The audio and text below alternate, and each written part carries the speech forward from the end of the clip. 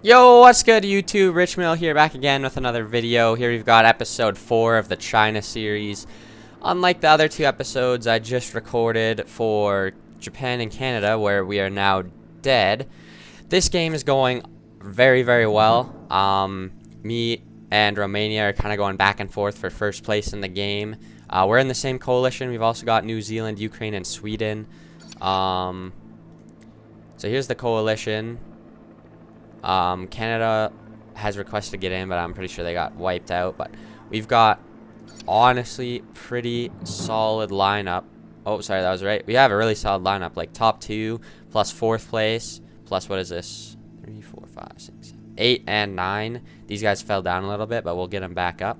I think I'm about to actually end up in a fight with Israel here. He's moving this way, I'm moving this way, so we'll see how that goes. Probably be able to get some air support from Ukraine. My teammates are pretty good, but one complaint is they don't have that many troops, which is unfortunate. New Zealand's good, though. I really like New Zealand. Me and New Zealand are gonna have to have each other's backs here, because all of, this is all one coalition, and we control this whole coast here, so they're probably gonna end up attacking us. But so I'm getting ready. I've got radars, I've got SAMs, I've got theater defense systems to protect from missile strikes, radars scattered all over, plus SAMs for some anti-air. On our capital, we've got a couple theater defense systems to protect from missiles. We've got a couple SAMs. I have a mobile radar. We're producing more too.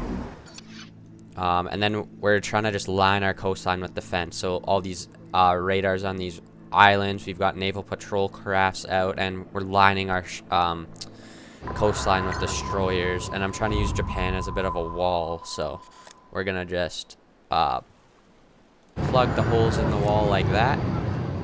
And so we've got one down there, one here, and then one here, and then we'll have all of this bay here and in here sealed off. As of right now, I have this bay sealed off fully. And I'm just going to switch this to aggressive, because anyone coming in here, they're not doing anything but attacking me, so we're not going to leave anything to chance. I am struggling to produce enough fuel, so I'm going to try and use all the troops I can and not just have them sitting on Japan. I know that's not as good for defense, but got to do what you got to do.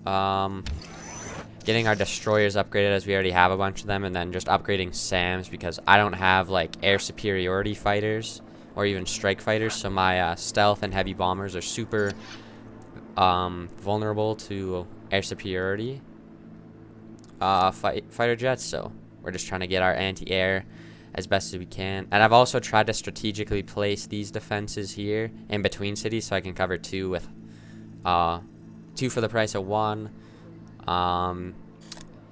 Yeah, so I finished off Russia. I took their last 4 cities here. They were starting to stack troops here, so I was getting a little worried that they were gonna attack, and Beijing is literally, like, they had troops in this city right here stacking up, so that's not very far at all. So I was a little worried about my border, so figured I better just take him out before he attacks me. My air force is unreal. Like, these stealth bombers and heavy bombers are very strong. I've barely had to have any like infantry attack infantry. I just go in with the with the heavy bombers and stealth bombers first, and then just claim the empty cities after. So try and keep that strategy as long as I can. But I feel like once we get into fights with bigger, more powerful nations like Israel here, we're gonna end up having to get some infantry on infantry. So I'll probably start making more tanks again, but I've just been focusing on trying to protect the homeland, and annex cities as well. I think we're annexing this one. We've got here. I feel like we have one more over here, maybe. Yeah, right here, and then I feel like we have one over here somewhere as well.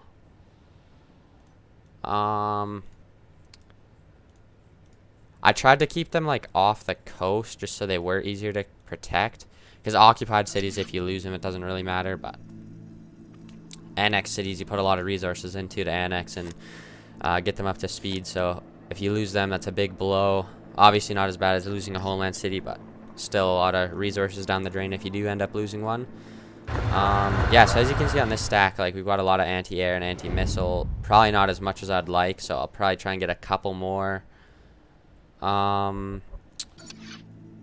SAMs and theater defense systems stacked up there, and then we're also gonna have to start moving into the Middle East because we're running out of real estate on this side of the map, and there is one coalition kind of in competition with us. Like, we're way ahead of them, almost 1,000 victory points ahead of them, but we still have a long way to go, and they're not too far behind. But that's, as you can see, literally the only competition. Every other coalition's below 200 points, so I'll keep you guys updated. This series is going really well.